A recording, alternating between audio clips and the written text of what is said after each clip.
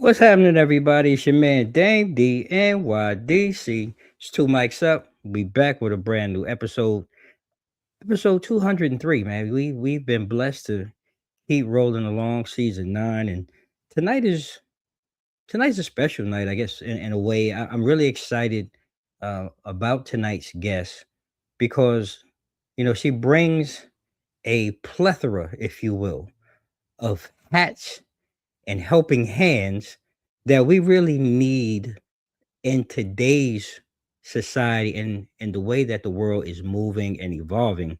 you know Dr. Dana Holloman is a multi-certified coach. So I want you to listen. Coach, an ordained minister. Okay, we're gonna go to church, y'all. I just want y'all to know this, all right? And she's also the founder of Elevate Coaching and Publishing Services, which is huge. These are things that really touch us in so many different ways, not only through ministry, but through this coaching and elevating yourself. If you want to become a coach and you want to get into some type of publishing, this is the woman that you really want to get in touch with. And we're bringing that to you this evening. And I see some of you coming in. Thank you for joining us. Hey, drop a let us know where you are in the comments. Hit us up in the comments. We want to welcome you into tonight's conversation. But going back to Dr. Holloman, she really, from my perspective and my view on what I'm really so excited about, is that she empowers purpose-driven women. Women are our foundation, gentlemen, especially in our community, in the Black community. They are, the educators. They're the ones that really help our families elevate. And I'm only speaking as a single Black man, well, as a young Black man raised by a single Black woman. The work that she really put and poured into me to allow me and help guide me to become the man that I am today. And we're going to go ahead and we're going to experience some of that, I believe, in tonight's conversation. So without further ado, ladies and gentlemen, please give a warm welcome to tonight's guest, Dr. Dana Holloman. Dr. Holloman, how are you doing this evening? I am doing great. And again, thank you for having me here today. Look, it's definitely our pleasure, to really get into this. Bentley, thank you for joining us tonight. Hello. Get comfortable, and we're going to dive in. And before we really can get into the full story, Dr. Holloman, I always have to really just start at the beginning. Who are you, the person, without wearing all of these amazing hats? But who is Dr. Dana Holloman? Okay, so you want to know who Dana is, or do you want to know who Dr. Dana Holloman is? Well, first of all, let's start with Dana, because Dana had to get to Dr. Holloman. But let's start at the roots. Let's start with Dana. Right. So okay, so I'm from Norfolk, Virginia, born and raised. Like I went to Booker T. Washington High School. I also went to Old Dominion University. So Norfolk is my stomping grounds. Like everything started in Norfolk for me. Um, you might hear a little country accent. A lot of people ask me, where are you from? I hear a country accent. Then sometimes people say I sound like I'm from the islands. So I really don't know what accent I have. I always say I have a Norfolk accent, but I love Norfolk, Virginia. I think Norfolk really does have a bad reputation, but I want to say a lot of great, successful people have come from Norfolk, and especially from Booker T. Washington High School, class of 2000. So Okay. that's a little bit of my high school, my college education, but I am a wife. I am married, and I just recently got married back in August of 2020. Oh, I am a newlywed, but congratulations. thank you. This is my second marriage. And I say that because a lot of people know me from my story of pain. I'm a survivor of domestic violence. And Mm, so that's really how I got into this arena of telling my story of how to turn your pain into your passion, how to turn your pain into your purpose because of my mm, story with domestic violence. Like, so even before getting married the first time, I experienced domestic violence in a relationship, and we can talk about that a little later because that's how I got into this place of healing and trying to help others to heal. And I just shout out my husband; he's hey. watching. um, I'm glad he's here. That's right. I'm he's glad he's here. here. He's a great supporter, so I'm glad he's here. But just being able to share that I'm a wife, you can live again. And I have a book called Life After Divorce. So I'm married. I have two children, an adult daughter. She is 22 years old. And then I have a son Right. who's 14 years old. I'm also a Okay. grandmother to a beautiful 4-year-old little girl, Amaria, and she is my heart. She's so precious. So outside of being a mother, a wife, I also still work a 9 to 5. I consider myself to be a 9 to 5preneur. I work with Hampton City Schools as an intervention coordinator. I really do enjoy working with teachers, principals, admin, and coming up with interventions for our, what we call our tier 3 students. They're our Mhm. at-risk students who may have behavior issues. They also have attendance, chronic attendance problems, and there's some mental health challenges. And so having a background in human service counseling has really prepared me, not just in my walk for the secondary world, but for my spiritual Mm, assignment that God has placed me on. I love that, because there's so much to that, like you said, you have one marriage and some people, and it's funny, I'm in my mind I got so much. I was just watching this thing with my wife with uh Ayala, Anyala, and she just wrote this new book, and talking about going through pain, tragedy, loss, and Mhm, different things like that. And it really peaks for me because when I read up on you and I was looking at some of your work, one of the first things that really stood out to me, um, in your express yourself program. yes. Um, for early learners, Mhm, you use these different tools to help people adapt and help them adapt. mhm, And you just kind of led into that segue. Can you talk about that? Like, what tools do you use or language when working with children who have maybe a strong cultural or linguistic yeah. difference? Because that, and again, it sticks out from that transition from watching her, and then this whole ice situation. Like, it's kind of like the perfect segue into this. And like, how do you just deal with that? Because that's got to be difficult, especially in today's climate.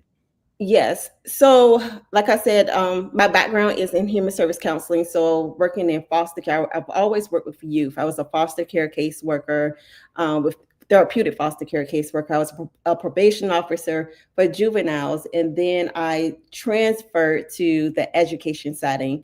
As the early childhood engagement specialist, I was working at a preschool with very young children. They were all 4-year olds, some as young as 3, and some may have transitioned to being 5 years old.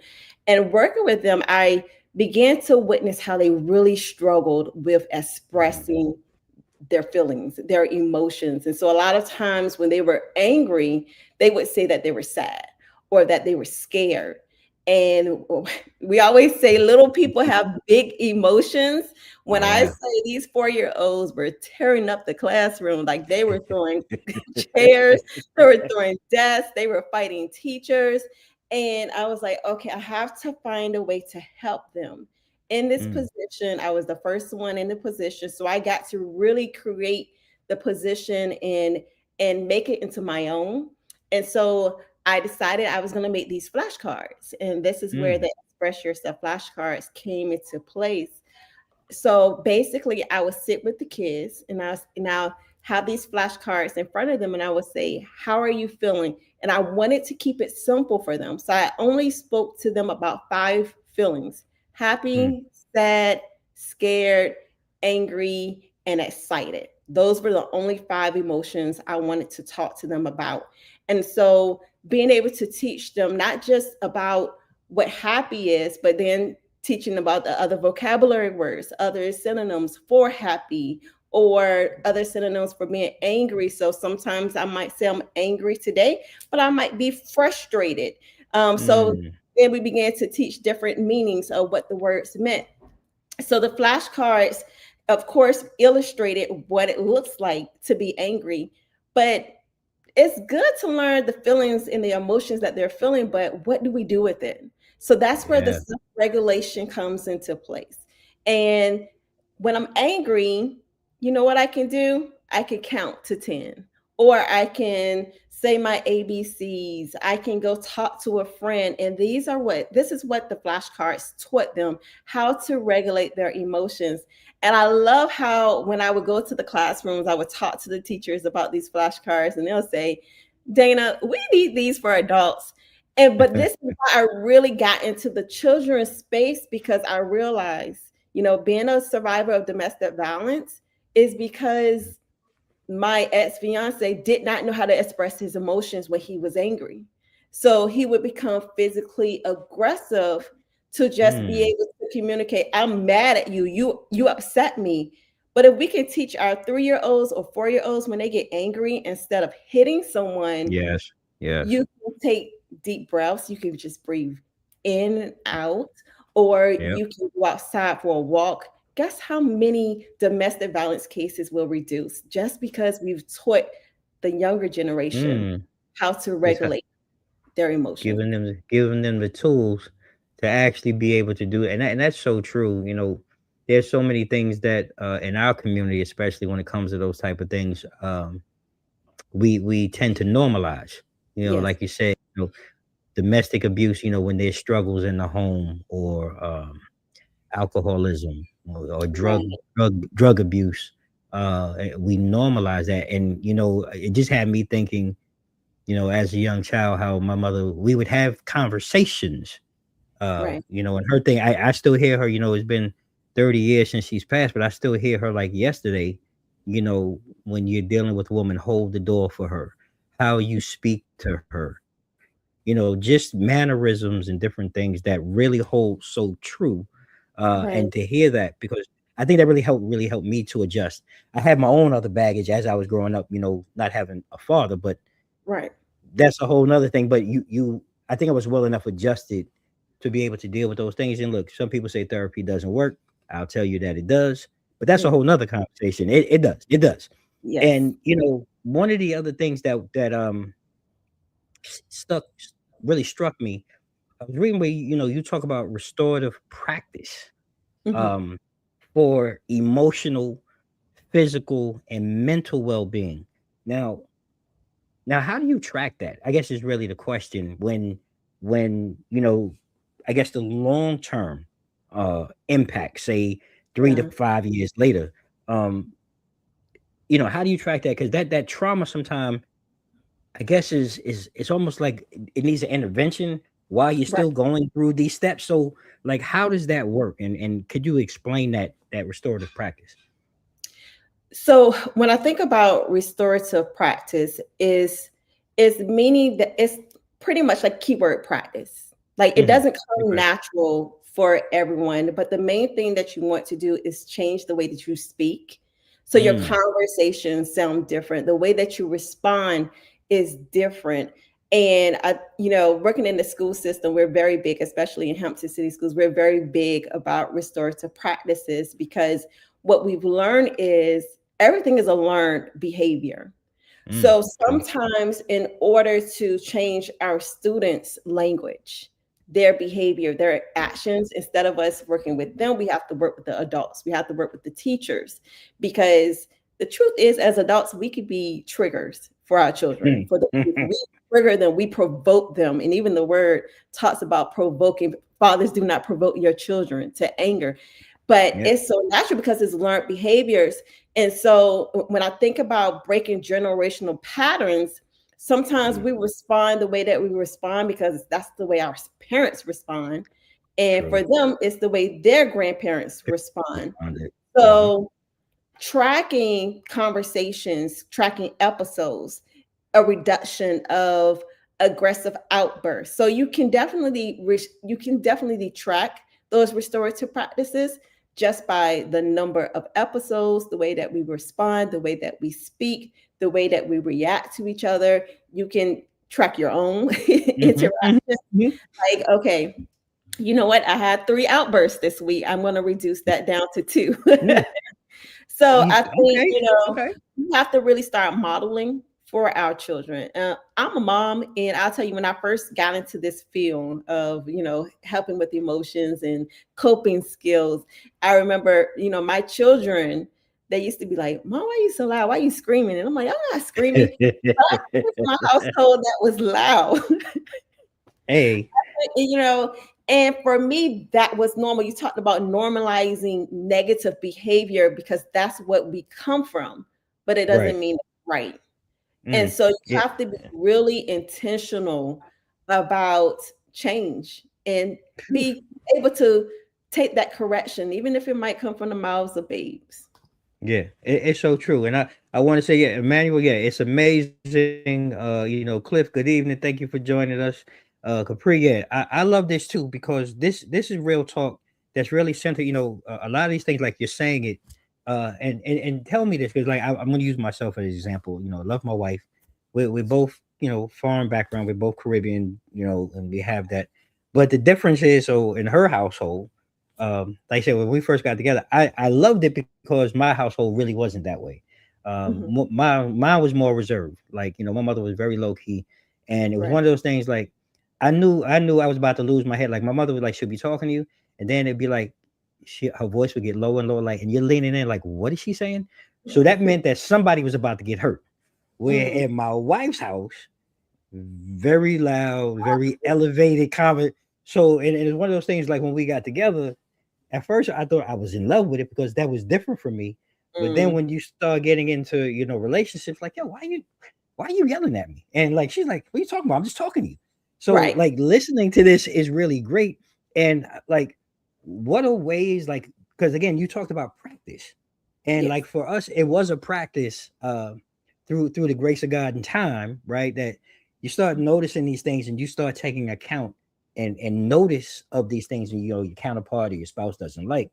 But when you're Right. dealing with clients, like, are there any tools or anything that you work with them? Because I think that's one of the things that a lot of people, that you think is cute early on, because it's something that maybe you didn't have, but then it really becomes irksome in a relationship, because that's what it was at one point, more so for me than her. But like, are there tools or practices that people should do when they're coming across these things? Because like you said, then it was a bleed down, because what really made me look was I'm looking at our daughter, Right. and like I'm like, I don't want her to think that this is normal in a relationship. Right. So is there any practices or things people should do uh to practice to kind of get out of that rut of, I guess, desensitizing their children, really, because as adults sometimes we already You're broke. watching. Definitely watching. Yes. Yeah. So before going into the school system, I used to be a fatherhood program manager teaching about healthy relationships to a group of men who, most of them were coming from prison or jail, but they wanted Mm, to learn how to co-parent with the mothers of their children. So this was right. all about building our men to improve their fatherhood. Hmm. In that healthy relationship, we taught from this curriculum called Within My Reach. And I love that curriculum because it really set the foundation of communication. And the truth is, communication is the key to everything. It doesn't matter what type of relationship you're in, mother daughter relationship, husband wife relationship, communication is so important. And some of the keys that I've learned, and I even began to implement in my coaching sessions with my, whether it was my couples coaching clients or individuals coaching sessions, was you speak to be understood and you listen to understand. Hmm. And the truth is, a lot of times when we talk, we just want to get our point across, Yeah.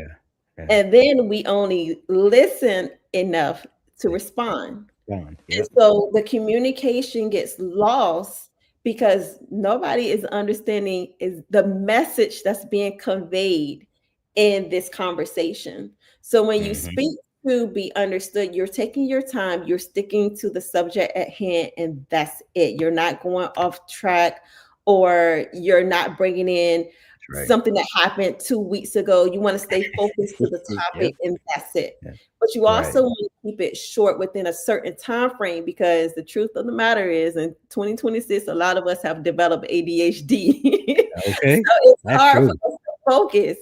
That's So true. that's how it is when it comes to the speaking. And then when it comes to the listening, you're taking your time to respond. You're not just listening enough to give an answer back and Mm-hmm. defend yourself, but you're actually taking the time to listen to the message. And so you're giving that time to respond. And then the other thing of what you spoke about, the timeout is another tool that I teach. Hmm. Sometimes we can be so angry and upset that we say anything that comes to And that comes mind. to But mind. Yeah. sometimes you have to say, you know what, I need to come back to this conversation. So give Mm-hmm. me about 15 minutes and I'll be back. Now, with the timeout method, you have to remember that this is not something that you leave lingering for days. Like, Mm. I say within 24 hours, you should go back to that person, because a lot of people don't understand that withdrawal can be a sign of abuse. So if you give Oh. anybody the Okay. quiet, the silent treatment, that can be abusive. How Wow. emotional. A lot of people don't understand that. Wow. Oh boy, you just touched my nerve. And I don't. And no, you're serious, because that's the Taurus in me. Like I know for me, I need longer than most Mhm. sometimes, Yeah. because we tend to be very explosive. We tend to be, I'm going to end this conversation now. I'm going to end it forever. And we have that type of tongue.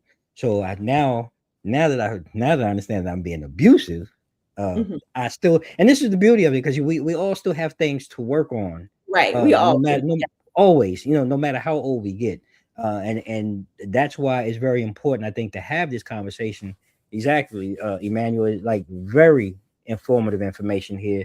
And again, like I said, I was listening to her, I felt like she was talking to me, like literally you were talking directly to me. So I mean, that's great. And you talked about, the school settings earlier, Mhm. and it has me thinking about, like you talk about scaling programs. Right. um you've expressed, like, your deep interest in it, but what type of systems or even partnerships, because I think that has to be a key element, um when you're doing this, have you found to be maybe the most challenging, in your time doing this? Because I think that's an aspect a lot of us, parents and Mhm. individuals coming to the school, we don't see a lot of the behind the scene mechanisms and the challenges. We're just coming for the program. So can you Right. kind of express some of the challenges and stuff that maybe you've experienced, while putting these programs in place? Yeah, so we do have partnerships in the school system. Mental health is really big right now. I'm not just going to say it in the school district that I'm employed with, but all throughout the nation, mental health is important. If you think all the way back to these school shootings, taking the time to speak to these students, what led up to you wanting to go into a school to kill people? It wasn't because they were just, wanting to kill somebody. Most of them were coming from a place of hurt, Yeah. pain, anger, because they were bullied, because someone rejected them. And these are the feelings that they had no one to talk to about. Like, they had no one to, not even feeling comfortable to go to the school counselor. So yes, we've had school counselors in the schools for years. But let's think about the school counselor's role. Their Mm. role is not mental health. And a lot of people get that confused. Their role is to help our students with education. What's your next career path? Like, what do you want to do? What school do you want to go to after you finish high school? And yes, they do social emotional learning to talk about responsibility and decision making, things like that. But their job is not to get deep into mental health. So that's where our partnerships with maybe the community service board comes in, because we might need therapists to come into the school to work with our students. Mm. Um, so that's some of the partnerships, some of the things that goes on behind the scenes. Some other things is that we do require teachers to come up with interventions. Like suspensions, it happens, but that's not Right. always the first step. So a kid gets in trouble in class. A lot of times parents are thinking, "Oh, you just suspending my kid. You don't want my kid in the classroom or in the school." No, we are actually putting support in place for our students, interventions in place, coming up with strategies like I just spoke about, flashcards maybe for Mm-hmm. our younger kids, but for our older kids who don't want to look at a flashcard, we got to a little bit deeper of what we can do for them to actually help them, to also help support our teachers. So we do have a lot that goes on behind the Mm. scenes. See, and there you go. Like exactly, Cliff. I think, you know, especially from more so probably our, being a little older generation. I don't know what you were in school. Like for real though, I thought my guidance counselor was certified, like as a therapist, like for real. Because I think I talked to my guidance counselor probably more so than anyone else that Right. was staff outside of a teacher. So I'm like Cliff, like yeah, like and now to hear this, and that's why I say it's important, and I'm honored to have this conversation because we need to shed a light on these things. Like the more information and the more that we know, the more tools that we have, the better informed we are, the better choices and decisions we can make not only for ourselves but for our kids, and that's really important because Right. this struggle out here is real. Just it's crazy enough of what's going on in the world. Yeah, they're being attacked by social media, and what's going on with our local government and our government. It's just so much going on, and Mhm. I wanted transfer because you too, like your background, foster care, I believe criminal justice. I read somewhere like Dr. Holloman is really deep, but I want to ask you like all of those experiences because then there has to be some type of something maybe specifically influenced you Yeah. to really want to do one coaching model maybe or exercise um more so than others, or maybe it's your go-to that you find to be familiar with most clients. If there is one or two, could you kind of take a moment and share that with us? What maybe a one-on-one, if I'm coming to you, may look like. So are you talking from like a student's perspective or like one of my clients for my coaching Let's adults? get into let's get into the coaching adults. Let's Okay. move it to the adult space for a moment. Mhm. So the different types of coaching that I provide relationship coaching, for individuals who may have anxiety when it comes to relationship trauma, due to my experience with domestic violence and coming up with coping skills to be able to cope through, whether they're still in those situations or they found a way to get out of it, and now they're trying Mm, to find a way to heal, because sometimes that brokenness is so deep, like you don't want to trust anybody else. You don't want to get into another relationship, and that's not healthy. Like we were all meant to be with someone. God wants us all to have a partner in life, but sometimes heartbreak kind of like prevent those things from happening. So being able to get over that hurdle. So I have the relationship coaching program that I have, and then I have also individuals, they do come to me just to I have my publishing, and so a lot of women do come to me when they are ready to write their book. Now my niche is still the same. I still want to help those who are ready to turn their pain into their purpose and they have a story to tell. So while they're in this publishing program and they're writing a book, guess what mm. else? I'm also providing the coaching for the healing, because sometimes it's not enough to just tell your story and you're still stuck in that story. God I wants to love release you from it and move you forward. So that's really the approach I take with all of my clients. One way or another, there's going to be healing for your heart, whether that. you are still grieving loss. Like I Mhm, lost my parents, and so I lost both my parents. I know how it feels to lose your loved one, your mom, your mhm, dad, or anyone mhm, else. But mhm. also that grief that comes with divorce, separation, like that grief is real and it's just Real. like death. Mm. So being able to get over those feelings of heartbreak.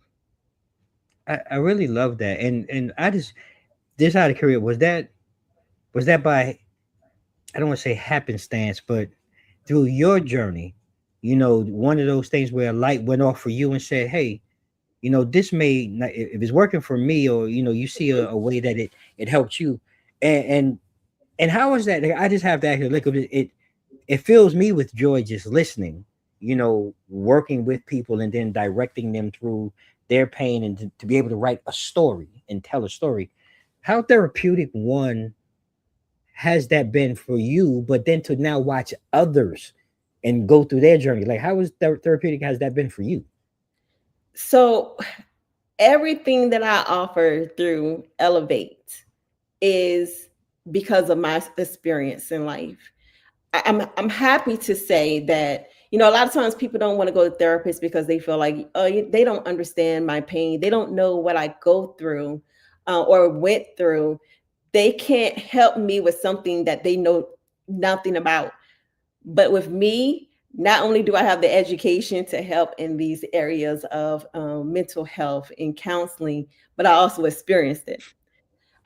So it's not that I'm happy that I experienced these things. And trust me, I questioned God faithfully. Why me, Lord? Why me? Why me? And, I got that typical answer, why not you? And this is what I want you to do with it. So, me being able to experience the pain that I went through in life, relationships, death, divorce, and God be able to turn it around. So, it was a, if God can do this for me, heal me and bring me through this, then I know that God can do it for you. And I am here to help you. I will hold your hand through the process. But Yeah, it does begin with forgiveness, yeah, having to forgive. But also with forgiveness, it's a lot of times people feel like you forgive and you let go. There's no more thought of it. No, that's not true. Our forgiveness, of course, is for us, but we're also to learn from it. So yeah, setting new boundaries so we don't keep making those same mistakes over and over again. So we can be able to release those patterns that we may have, walked into, that put us in those positions in the first place. And right. so I like to be an accountability partner for my client because it's hard making those tough decisions by Decision ourselves. for yourself. That's right. Oh Yeah. man, listen, Dr. Holloman is really. I mean, I like I'm just blown away. Like, I have made it one question, but this part is what I love in being able to do this. Elaine, good evening. Elaine Crocker, she reaching out to you, Dana. She said, she had her nonprofit goes into Stafford County, Virginia schools and facilitate workshops with high schoolers on mental health well-being.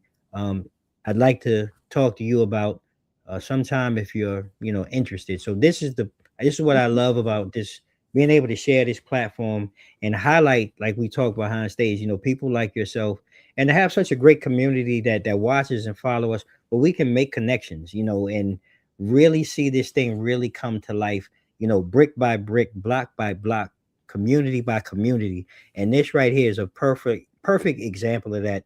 So Elaine, we're gonna allow Dr. Holloman to share her social media information, and you guys can definitely please connect. And hey, look, don't leave me out. I want to, if I can help, please let me know. You guys, this is going to be a tremendous thing, I believe, in the future. And yes, yeah, she bad. Dr. Holloman is bad. You got that right, Rick. She bad is all get out. And no, we don't do that here. So please, if you're gonna come in, be grown, be an adult, keep it professional. This is not the place for everyday jogging and being out on the street corner. So let's be adults here and be respectful. Um, I want to transition though, Dr. Holloman.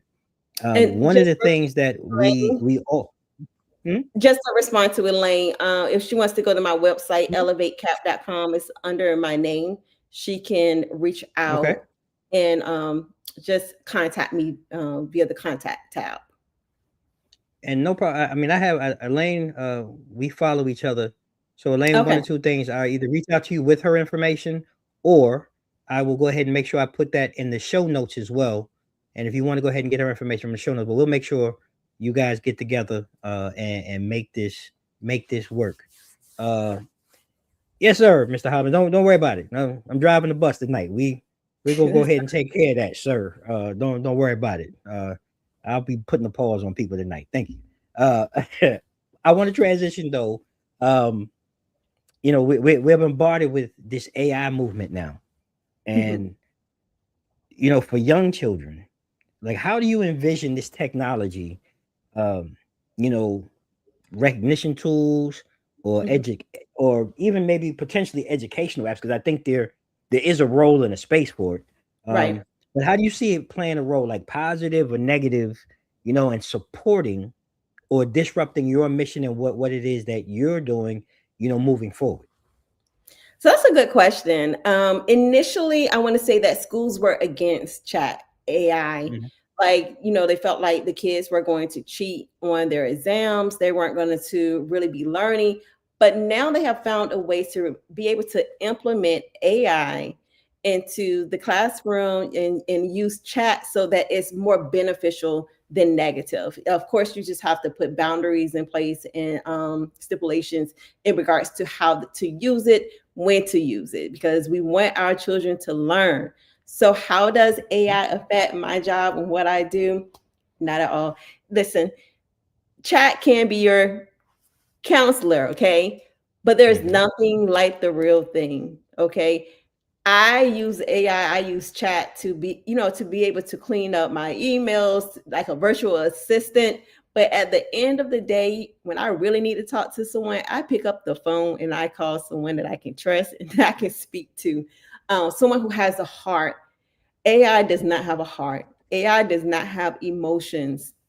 I don't care what AI says Mhm. to you. So just being able to use discernment when it comes to AI and chat. But Right. I do think it is beneficial for our youth to use because that is the direction that we're going into. And so we do have to keep up with technology to be able to move forward, especially when it Right. comes to employment for our youth. We don't want to tell them, no, don't use it.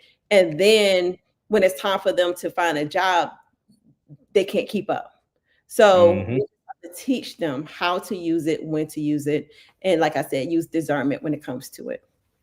Mhm. So then there's another side, I guess, and to this that like I'm sitting listening to you and thinking about the conversation kind of took me back to my child because one of the things I mean I was a pretty decent student but I got bored easy so my mom wanted and sometimes I was the class clown and things of that and there was this the parent teacher conference, right? So Mhm. coming from that traditional sense and listening now like talking about AI and how things are moving and changing, if you could redesign, let's just say, this traditional parent teacher conference model through the Okay. lens of um, emotional wellness Mhm. um, and trauma, right? Because coming from your background, what would that meeting look like and sound like? If you could redesign that.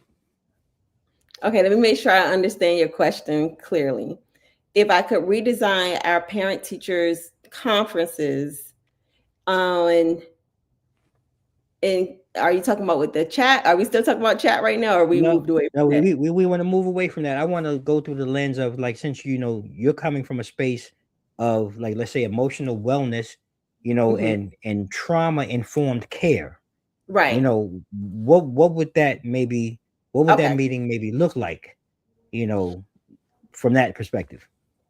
Okay, so from that perspective, and I'm glad you brought up the trauma informed care because, of Hmm. course, we're to always address everything with our trauma lens. And when I say with our trauma lens, that Hmm. just means basically we're to treat everyone as if they've experienced some type of trauma, whether you heard Hmm. about it or not.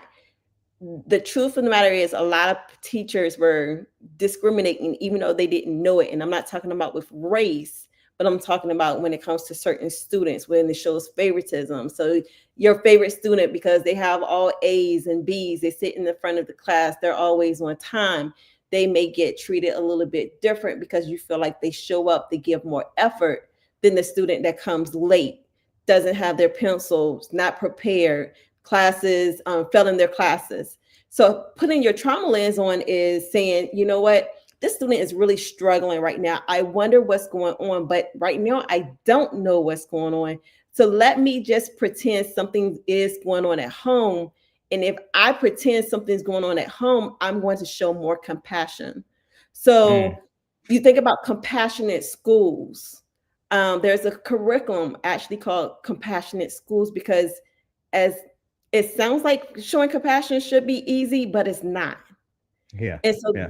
if I could recreate the way parent teacher conferences were, it would start there. Mm. Teachers showing compassion to every single person, no matter where they're from, no matter what grades the students are getting, you know, focusing not just on the negative, but being able to share the positive. Like you hear people say, when you're going to share something negative, you're supposed to share at least three positive things before you focus on that negative, because Mm. focusing on the negative can really break anybody's spirit, not just children, but also adults.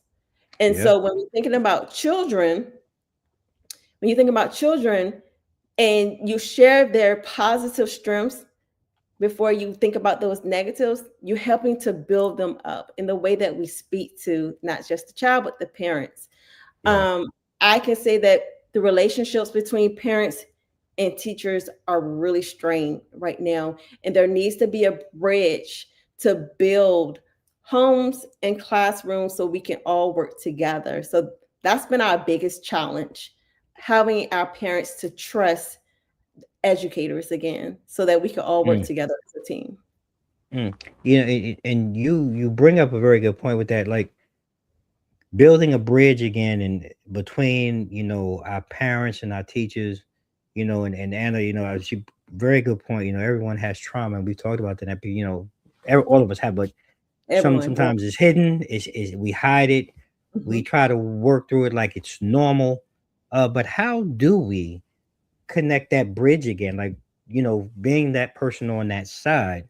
Um, you know, what do you say? Because times have changed. Even in the time that you've been working in the industry.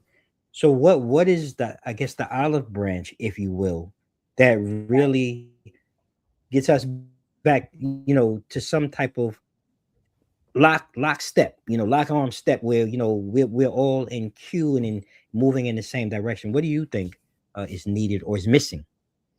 So, one of the things that we do in our district is we actually let our parents know that we're not just concerned about what's going on in the classroom, but we are concerned about what's on in the home environment as well.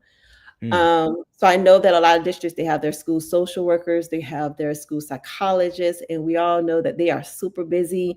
mm-hmm, Our students have disabilities, and so a lot of them have to cater their time to those IEP meetings, right? mm-hmm, mm-hmm, So we do need special teams to be able to help our parents because they don't have food to eat or they are experiencing homelessness. And so being able to find those vouchers to find somewhere for them to go.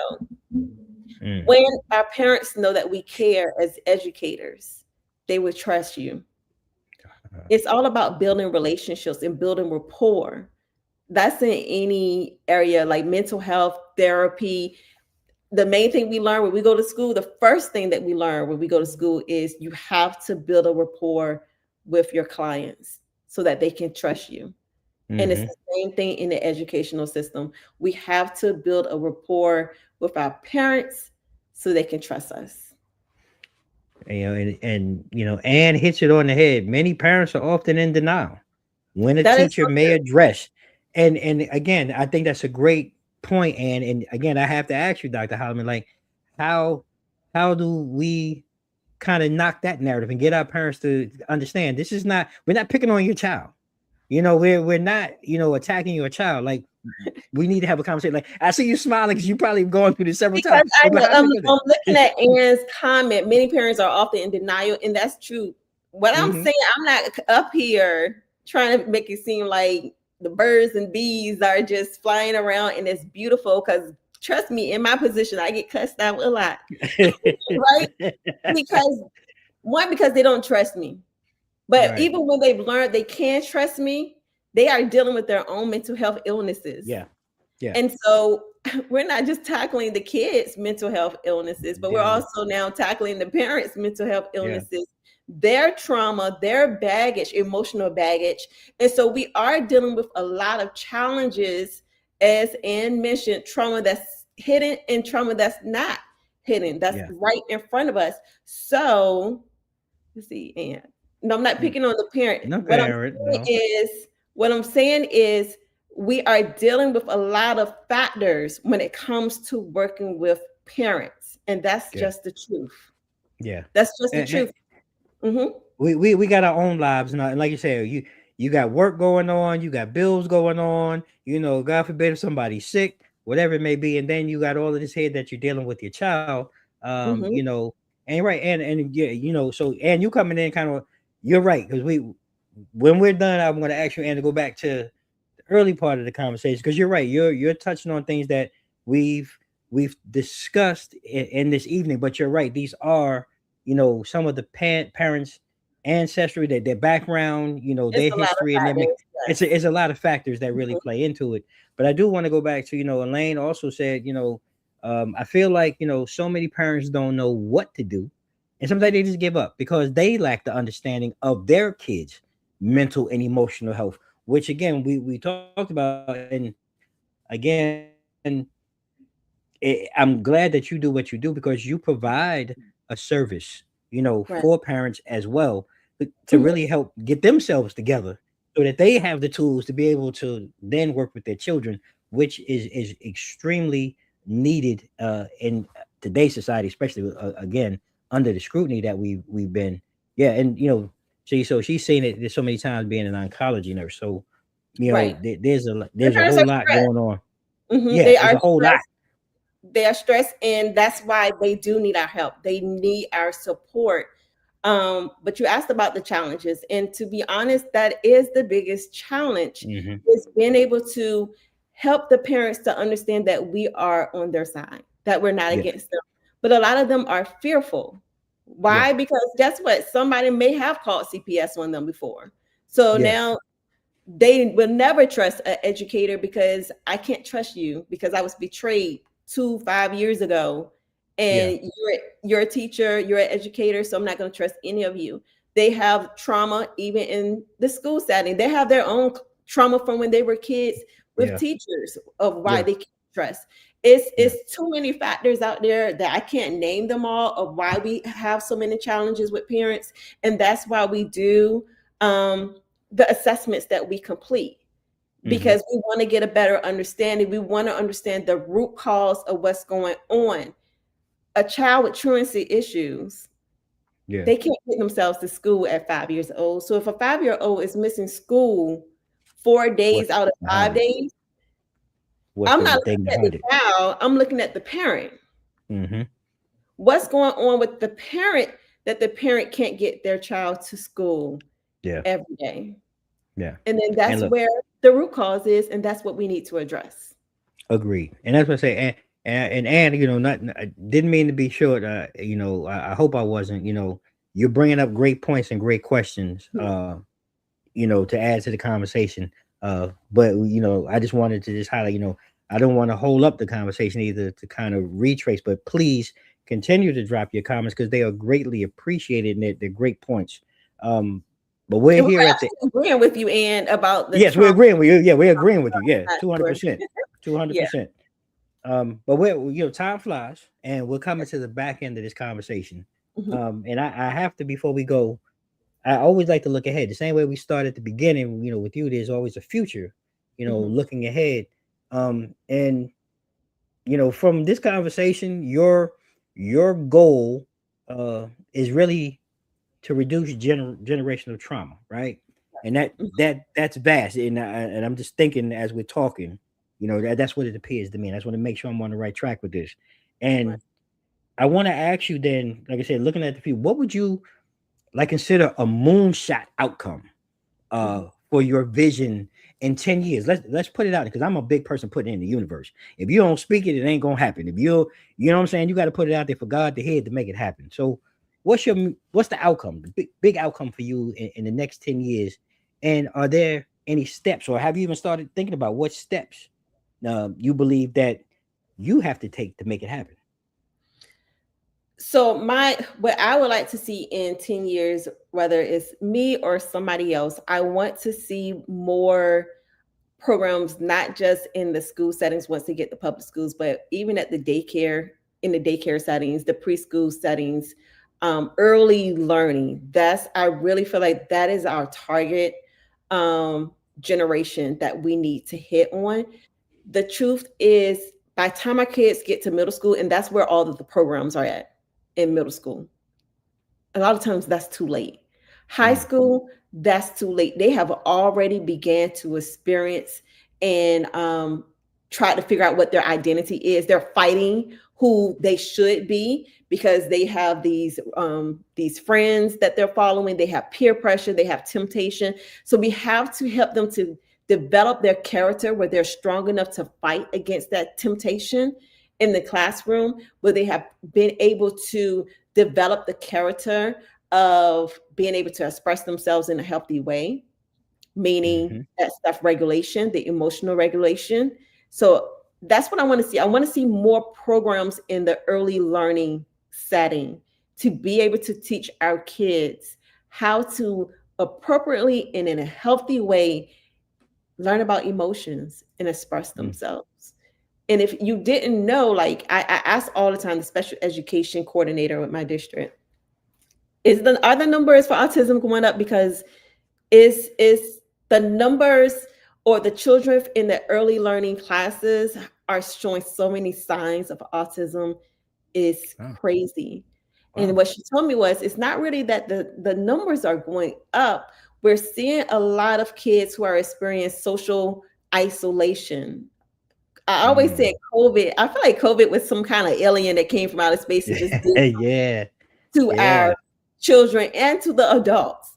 yeah. But since COVID, our children have really struggled and suffered with learning how to socialize with their peers and how to socialize with other, Mm. not just other, but adults as well. So That's they a are good point. struggling in the classroom, and we're actually still seeing the the remnants of what happened from COVID Yeah, 2019.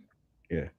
I mean that's so powerful and impactful, and it's really food for thought, and you have really educated us and so much information this evening. I thank you so much, Dr. Thank you. Holloman. It's been a true pleasure in having you here with us tonight. But before we go, one, I want to leave you a space. If there's anything that I did not ask you that you feel is helpful and impactful to tonight's conversation, I want to give you a second to take a moment and share that. If there's anything that you feel that I didn't ask that you want to share. Thank you. No, just really, like you said, my emphasis has always been on healing, not just focusing on the trauma that happened to you or the trauma, um, being trauma informed care, but actually being able to heal from trauma. Yes, healing is no time frame on it. Like it Mm, really can take years to heal. I myself, who have my own healing journey, I've been in a cycle where sometimes I am good 100%, but sometimes I'm not feeling it. And that's me mhm. as a professional, but me as a human being. We all have a heart. We are all human. We all experience life in different ways. So let's not be judgmental of how people heal from trauma. And let's just lend a helping hand.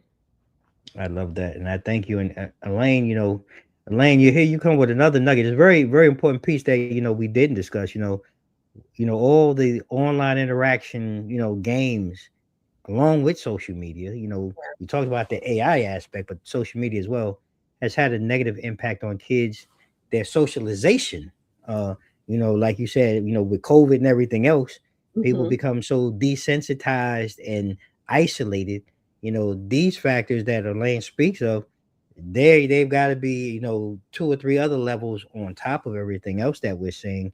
Yeah. And it's really become hard for our kids and parents to shake and kind of get back to what was a norm. And And that's a mhm. podcast by itself, honestly. Like, what games social media has actually done to our brains. Like, there Yeah, is research the impact of social media on the brain, as well as these games that our kids are playing. yeah, Hmm. yeah. So true. Listen, that's a whole nother conversation. But Dr. Dana Holloman, it's been an incredible conversation with you this evening. And before you go, just please, Hmm. and Elaine, if you're still on, I'm going to ask Dr. Holloman to share her social media information and her website information. So, Dr. Holloman, take it nice and slow. I want to make sure, again, though, I'm going to get it to Elaine one way or the other. But Yeah. I want to give you opportunity to share with everyone that's watching, and right now, and for those on the playback.